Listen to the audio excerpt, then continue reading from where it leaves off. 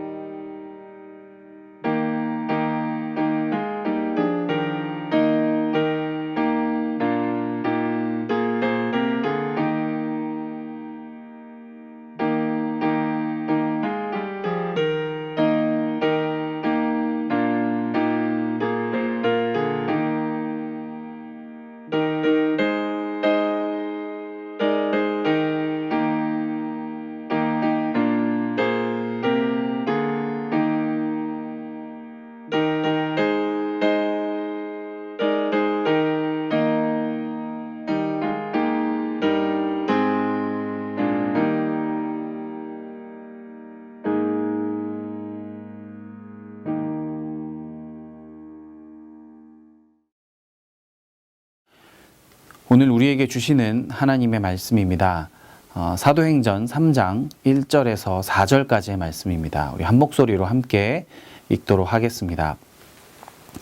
제9시 기도 시간에 베드로와 요한이 성전에 올라갈새 나면서 못 걷게 된 이를 사람들이 메고 오니 이는 성전에 들어가는 사람에게 구걸하기 위하여 날마다 미문이라는 성전문에 두는 자라. 그가 베드로와 요한이 성전에 들어가려 함을 보고 구걸하거늘 베드로가 요한과 더불어 주목하여 이르되 우리를 보라 하니. 아멘. 베드로와 요한은 규칙적으로 기도를 하러 성전에 올라갔습니다. 1절에 보니까 제9시라고 되어 있습니다. 지금으로 보면 오후 3시입니다. 성전에는 매일같이 드려지는 상번제가 있습니다. 오전과 오후에 드리는 제사인데 이제 오후 제사 시간이 3시입니다. 그래서 3시에 습관을 따라서 기도하러 성전으로 갔던 겁니다. 성전 미문은 아름다운 문이란 뜻입니다. 성전의 여러 개의 문 중에 가장 아름다운 문 앞에 태어날 때부터 걷지 못하는 사람이 구걸을 하는 겁니다. 저는 이 본문을 읽고 좀 의아했습니다. 베드로와 요한은 구시 기도 시간, 매일 3시에 상번제 시간에 맞춰서 습관처럼 기도하러 올라가는 길입니다. 그리고 날 때부터 걷지 못하고 구걸하는 이 사람도 매일 3시에 상번제 시간에 맞춰서 이때 기도하러 올라오는 사람들에게 구걸하기 위해서 매일 똑같은 시간에 나왔을 것입니다.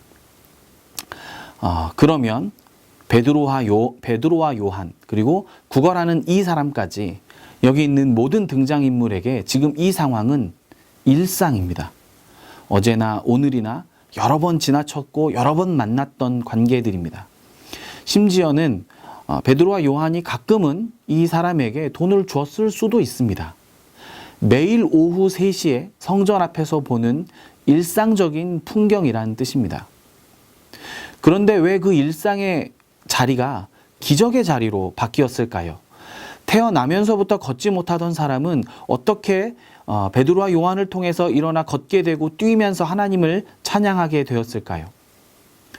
여기서 베드로와 요한은 나사렛 예수의 이름으로 일어나 걸어라 이렇게 말씀하면서 이 사람을 일으켰고 날 때부터 걷지 못하던 사람이 걷게 되고 그로 인해서 사람들이 모여서 말씀을 듣고 5천 명이 예수님을 믿게 되는 역사가 일어나게 됩니다. 이 모든 일은 아주 평범한 일상 속에서 일어난 사건입니다. 이 평범한 일상을, 매일 반복되는 평범한 일상을 기적으로 만든 것이 무엇일까요? 제가 사도행전 3장에 이 성전 미문에서 안진뱅이를 일으키는 이 사건을 묵상하면서 느낀 것은 이 4절 말씀입니다. 베드로가 요한과 더불어 주목하여 이르되 우리를 보라 하니. 베드로와 요한이 더불어 주목했습니다. 아주 평범한 일상적인 풍경, 매일 3시면 똑같이 성전 앞에서 구걸하는 이 사람을 보았던 이 풍경 속에서 베드로와 요한은 그 사람을 주목했습니다. 그냥 주목한 것이 아니라 더불어 주목했습니다. 그리고 그 사람에게 주의를 집중시키며 우리를 보라고 권면합니다. 서로가 이 상황에 집중할 때 나사렛 예수의 이름으로 일어서라는 말씀과 함께 놀라운 기적이 일어난 것입니다. 오늘 이 본문은 우리가 우리의 일상은 우리가 주목할 때 기적이 됨을 알려줍니다. 우리의 일상을 우리가 함께 더불어 주목할 때 기적이 일어납니다. 한 번은 아주 초신자 청년 자매들하고 성경 공부를 한 적이 있습니다. 보통 교회를 오래 다닌 사람들하고는 주고받는 질문들과 이야기가 이렇게 예상이 가능하게 흘러갑니다. 그런데 신앙생활을 이제 막 시작한 초신자들과 대화할 때는 예상 밖의 흐름으로 흘러가는 경우들이 종종 있습니다. 한 번은 제가 예수님께 받은 가장 큰 은혜가 무엇인지 우리 한번 이야기해 봅시다 라고 물었습니다. 원래는 하나님께서 고쳐주셨다거나 인도해 주셨다거나 뭐 이렇게 큰 은혜가 있었다고 말할 것이라고 예상하고 있었는데 이 자매들이 나눈 내용이 저에게는 충격적으로 다가왔습니다. 한 자매가 아침에 일어났는데 햇빛이 비쳤던 게 은혜였습니다. 방을 나왔더니 어머니가 계셔서 은혜였습니다. 버스를 타러 나갔는데 내가 일자리가 있구나 하는 것도 감사하고 바람이 부는 것도 기분이 좋아서 감사했습니다. 제 시간에 버스가 도착해서 은혜였고 감사했습니다. 라고 이야기하며 서로 이 자매들끼리 맞장구를 치는 겁니다. 생각해보면 어제도 그제도 한 달 전에도 햇빛은 그대로 있었고 가족들도 그대로 있었습니다. 버스나 바람도 그 자리에 원래 있는 것입니다. 결국 예수님을 만나고 나니 내 일상의 모든 것들이 하나님의 은혜로 주목하여 바라보게 된 것입니다. 우리도 우리의 가정에서 일하시는 하나님을 더불어 주목하고 감사할 때 기적이 일어남을 믿으시기를 축복합니다. 우리가 매일 눈을 뜰 때부터 경험하는 일상의 모든 순간을 은혜로 여기고 감사한다면 우리의 삶은 얼마나 기적으로 가득 차게 될까요? 서로를 바라볼 때도 마찬가지일 것입니다. 아주 평범해 보이는 우리의 자녀들도 부모가 더불어 주목하여 바라본다면 우리의 자녀는 기적을 일으키는 아이로 변화되지 않을까요? 절대 변하지 않는다는 우리의 부모님들을 자녀들이 더불어 주목하여 은혜로 바라본다면 부모님들도 기적으로 변화되지 않을까요? 베드로와 요한은 매일 지나치는 일상의 풍경이었을 그 사람을 어떻게 주목하여 바라보게 되었을까요? 성경에는 정확히 나와 있지 않으나 제 생각에는 아마도 새벽에 말씀을 묵상하고 기도하면서 받은 말씀과 은혜를 서로 나누었을 것이라고 생각됩니다. 그래서 서로가 하나님께서 오늘 우리를 통해 놀라운 일을 일으키실 것을 서로 알고 있었기 때문에 하나님께서 일하시는 그 자리에서 함께 마음을 모아 주목할 수 있었을 것입니다. 함께 가정 예배를 드리는 모든 꿈의 가족 여러분, 가정에서 지난 주일에 받은 은혜, 새벽에 받은 은혜, 주중에 묵상하고 큐티하면서 받은 은혜를 한번 서로 나누어 보는 것은 어떨까요? 우리 가정을 이끄시는 하나님을 신뢰하고 서로가 마음을 나눈다면 하나님께서는 우리 가정이 함께 주목하여 바라보는 은혜를 허락하여 주실 것입니다. 그럴 때 우리의 일상은 은혜와 감사로, 기적으로 변화될 것입니다. 오늘 가정예배를 데일리 가정예배 가운데 함께하는 모든 가정 가운데 그런 풍성한 나눔이 충만하길 소망합니다. 우리 함께 기도하겠습니다.